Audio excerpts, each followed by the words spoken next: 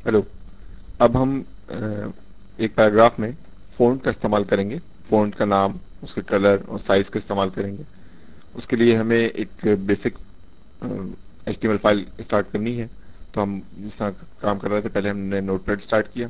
Notepad में आए, फिर फाइल, ओपन। ओपन के मेन्यू में आके हमारी फाइल डेस्कटॉप पे आए। यहाँ पे एक्सटेंशन में टेक्स्ट फाइल की जगह ऑल फाइल्स को सिलेक्ट किया। पेज 3 हमने बनाया था इनफैक्ट, उसको ओपन कर लिया। अब देखें यहाँ पे सिर्फ स्ट्रक्चर बना हुआ है कि एचटीएमएल है आपके पास, हेड है आपके पास, और बॉडी है। बॉडी में कुछ लिखा हुआ नहीं है, बॉडी के टैग में कुछ लिखा हुआ नहीं है। हमें फ़ॉन्ट इस्तेमाल करना है। फ़ॉन्ट इस्तेमाल करने के लिए हम पहले पैराग्राफ शुरू करेंगे। पैराग्राफ शुरू करने के बाद फ़ॉन्ट का टैग इस्तेमाल करेंगे। फ़ॉन्ट का टैग है फ़ॉन्ट। इसके बाद है फेस। फेस का मतलब ये है कि कौन सा फ़ॉन्ट इस्तेमाल करना चाहते हैं।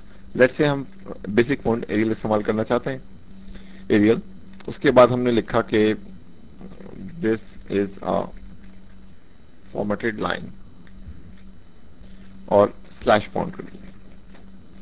स्लैश फ़ॉन्ट के बाद स्लैश पी कर दिया हमने इसको, ताकि पैराग्राफ क्लोज जाए। अब पी और स्लैश पी पैराग्राफ के लिए है, फ़ॉन्ट और स्लैश फ़ॉन्ट जो है ये फ़ॉन्ट की टैग के लिए। इसमें जो फेस लिखा हुआ है ये इसका पैरामीटर है, और इसके जरिए ये पता चल रहा है फेस के जरिए कि हमें कौन सा फ़ॉन्ट इस्तेमाल करना है। अब हम इसको सेव करते हैं और ये देखते हैं कि इसका इफेक्ट जो है वो क्या है। देखिए, अब जो आपको टेक्स्ट लिखा हुआ नजर आ रहा है ये किसी एक फ़ॉन्ट की शक्ल में है। पहले जो आप फ़ॉन्ट देख रहे थे वो एक जनरल फ़ॉन्ट था, जो कि किसी खास शक्ल में नहीं था। अब हम जो फ़ॉन्ट का टैग हमने लिखा है इसको हम मजीद इनहेंस करते हैं। हम चाह रहे हैं कि इसका साइज भी कंट्रोल करें। तो साइज के लिए हमारे पास 1 से लेकर 7 तक की ऑप्शन मौजूद है। 1 जो है वो 8 पॉइंट के बराबर होता है, 2 10 के बराबर होता है, और 7 36 के बराबर होता है। तो हम फॉन्ट साइज 3 सिलेक्ट कर लेते हैं। अब इसका इफेक्ट भी देख लेते हैं। फाइल को सेव कीजिए पहले। सेव करने के बाद यहाँ रिफ्रेश कर लीजिए। अब देखिए फॉन्ट का साइज आपको बड़ा मिल गया है। फॉन्ट साइज 3 डिफॉल्ट होता है। तो अगर हम इससे आगे देखना चाहें, लेट से हम इसको 5 कर दें। 5 करने से फॉन्ट का साइज आपका इंक्रीज हो जाएगा, लेकिन हमें हर दफा ये चेंज करने के बाद इसको सेव करना होगा, ताकि जो लेटेस्ट इफेक्ट है वो हमें नजर आ सके। ये जो फॉन्ट की हमने कमांड की है, इसमें हमने सिर्फ फॉन्ट का नाम और साइज इस्तेमाल किया। हम इसमें कलर भी इस्तेमाल कर सकते हैं। कलर के लिए एक और पैरामीटर हम यूज करते हैं, कलर का। और कलर में आसान तरीन चीज ये है कि हम उसमें कलर का नाम लिख दें, लाइक रेड। रेड लिखने के बाद मुझे फिर इसको सेव करना होगा ताकि इसका इफेक्ट नजर आ सके। अब देखें ये रेड हो गया। इसी तरह से हम मल्टीपल पैराग्राफ बना सकते हैं, और हर पैराग्राफ में अलग अलग कलर या अलग अलग साइज या अलग अलग फॉन्ट नेम इस्तेमाल कर सकते हैं। देखिए मैंने इसको टाइप किया है, और यहाँ पे हमने 3 मुख्तलिफ लाइनें लिखी हैं। एक का फॉन्ट नेम एरियल है, एक का कोरियर है, और एक और टाइम्स न्यू रोमन के नाम से है। इनके साइज 3 हैं, तीनों के साइज 3 हैं। और कलर आप देख सकते हैं कि रेड, ब्लू और ग्रीन हमने इस्तेमाल किए। ये 3 बेसिकली टैग हैं, पैरामीटर हैं, जो कि फ़ॉन्ट के टैग में होते हैं। और इसके बाद जो भी हमने मैटर लिखा होगा वो इसी तरह से आएगा। अब मैं इसको सेव कर लेता हूँ। सेव करने के बाद हम इसको देखते हैं कि इसका इफेक्ट क्या है। देखिए ये एरियल है, ये कोरियर है, और ये टाइम्स न्यू रोमन है। कलर आप देख सकते हैं कि तीनों के डिफरेंट हमारे सामने, तीनों के डिफरेंट कलर आ रहे हैं। अब हम इसमें एक और वेरिएशन करते हैं। इसमें अगर हम चाहें कि कोई मैटर जो ग्रीन कलर आ रहा है ये लेट से बोल्ड भी हो, और बोल्ड भी इस तरह से हो कि तमाम मैटर बोल्ड ना हो, बल्कि एक पोर्शन जो है इसका वो बोल्ड हो। तो हमें जो पोर्शन बोल्ड करना है उसको हमने बोल्ड कर दिया। सेव करने के बाद अगर हम इसको दोबारा रिफ्रेश करें तो आप देखें एक पोर्शन इसका बोल्ड हो गया। मतलब ये कि हम इसको मुख्तलिफ कम्बिनेशन के साथ इस्तेमाल कर सकते हैं। फॉर्मेट एक बहुत इंपॉर्टेंट कमांड है, क्योंकि फॉर्मेटिंग करते वक्त हमें फ़ॉन्ट के नाम की, उसके साइज की, उसके कलर्स की जरूरत होती है। सिंपल अगर हम बिल्कुल ब्लैक एंड व्हाइट टेक्स्ट बना देंगे तो वो इतना अट्रैक्टिव नहीं होगा जितना अट्रैक्टिव एक फॉर्मेटेड और कलरफुल टेक्स्ट हो सकता है। कलरफुल का मतलब ये नहीं कि उसमें हर वर्ड या हर कैरेक्टर एक अलग कलर का हो, लेकिन कलर्स होने चाहिए और रीजनेबली अच्छे होने चाहिए। फ़ॉन्ट के बाद हमारे पास लिस्ट होती हैं, जो कि हम किसी डाटा को प्रेजेंट करने के लिए इस्तेमाल करते हैं। इसमें 2 टाइप्स हैं हमारे पास, order list and unorder list. Order list को हम इस तरह इस्तेमाल करते हैं कि पहले इसका टैग स्टार्ट करते हैं OL से। OL के बाद इसमें लिस्ट आइटम होते हैं जिनको LI से रिप्रेजेंट करते हैं। LI के बाद जो भी आइटम का नाम है वो लिख सकते हैं, let's say option 1 and other option. 3 option हमने लिखे हैं। 3 ऑप्शन लिखने के बाद हम इसको खत्म कर देंगे और खत्म होगी /OL से। पहले जो हमने टाइप किए थे उसमें स्टार्टिंग और एंडिंग एक पोर्शन था, एक टैग स्टार्टिंग था, एक एंडिंग था, एक BR का टैग ऐसा था जिसका सिर्फ स्टार्टिंग था, एंड नहीं था। लेकिन यहाँ पे आप देखें डबल पेयर है, यानी OL का एक पेयर है, इसके बीच में और पेयर्स हैं जो कि लिस्ट आइटम को रिप्रेजेंट करते हैं, LI और /LI को, यानी डबल पेयर है, एक बाहर पेयर है और उसके इनर साइड पे एक और पेयर है। और हम इसको सेव करते हैं और सेव करके देखते हैं कि इसका क्या इफेक्ट है। देखिए लिस्ट आइटम आ गया, इसको ऑर्डर लिस्ट इसलिए कहते हैं कि इसमें नंबर आ रहे हैं 1 2 3।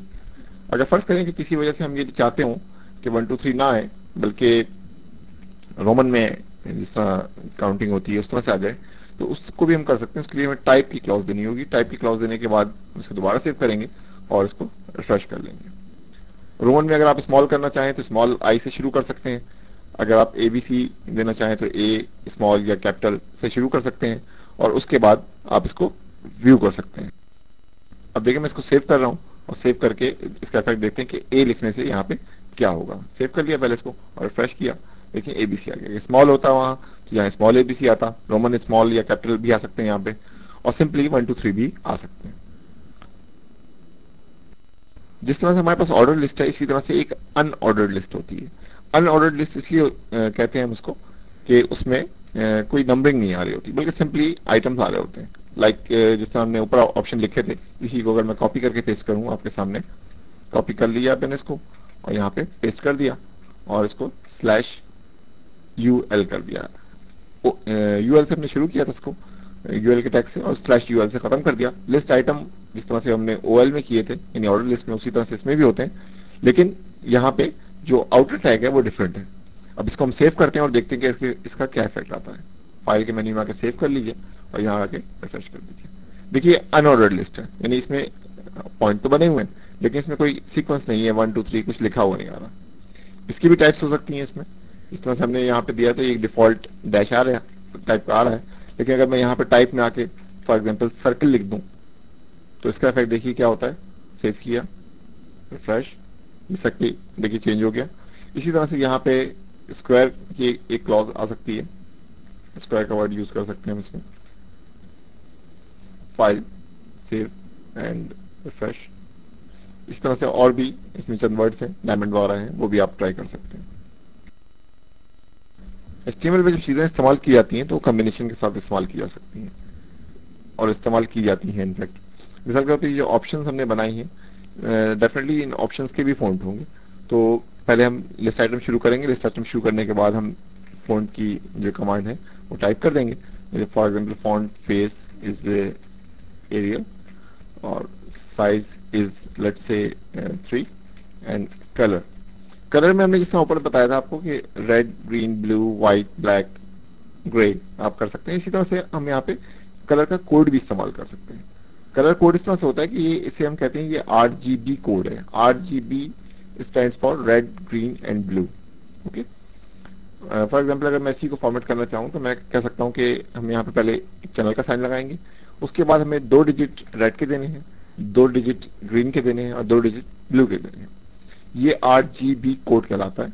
अगर मैं 0 सब पे दे दूं तो यानी सारे कोड कलर 0 हो जाएंगे जो कि ब्लैक फॉर्म करेंगे। लेकिन अगर मैं सारे कलर्स मैक्सिमम दे दूं, मैक्सिमम इज FF, अगर FF दे दूं तो ये मैक्सिमम कलर इज व्हाइट। इस तरह से कलर कोडिंग होते हैं आपकी। तो शुरू में प्रैक्टिस करने के लिए बेहतर है कि आप सिंपल कॉम्बिनेशन इस्तेमाल करें, लाइक 00 FF 00। अब इसमें देखिए कि रेड 0 है, ग्रीन जो है वो मैक्सिमम है और ब्लू जो है वो 0 है। इसका मतलब ये हुआ कि ये चीज जो है ये ग्रीन कलर फॉर्म करेगी। लेट्स सी, फॉन्ट का टैग हमने खत्म कर दिया और /फॉन्ट को भी यहाँ पे आके हमने खत्म कर दिया। फाइल सेव करके यहाँ पे आके रिफ्रेश कर दिया। लेकिन ग्रीन कलर फॉर्म हो गया। इसका फॉन्ट भी आप देख सकते हैं कि डिफरेंट है बाकी मैटर से और इसका साइज भी थोड़ा सा ज्यादा है। ये RGB कोड जो है आप बिल्कुल शायद फर्स्ट डे ना कर सकें, लेकिन इसको ये है कि आप प्रैक्टिस के साथ इसको मास्टर कर सकते हैं। ये हेक्साडेसिमल कोडिंग है और इसका मिनिमम 00 है और मैक्सिमम FF है। FF is equal to 255। तो इस तरह से आप 0 से लेकर 255 तक 256 कलर आपके पास हैं जिनको आप इस्तेमाल कर सकते हैं। इसमें आप मुख्तलिफ कॉम्बिनेशन ट्राई कर सकते हैं। अगर आप किसी टूल की मदद से काम कर रहे हैं तो वहां कलर सिलेक्शन के लिए आपके पास ज्यादा अच्छी सपोर्ट मौजूद होती है। लेकिन अगर आप अपने तौर पे काम कर रहे हैं तो फिर बेहतर ये है कि कलर 1 बाय 1 ट्राई कर लें और जो आपको पसंद हो उसको इस्तेमाल कर लें।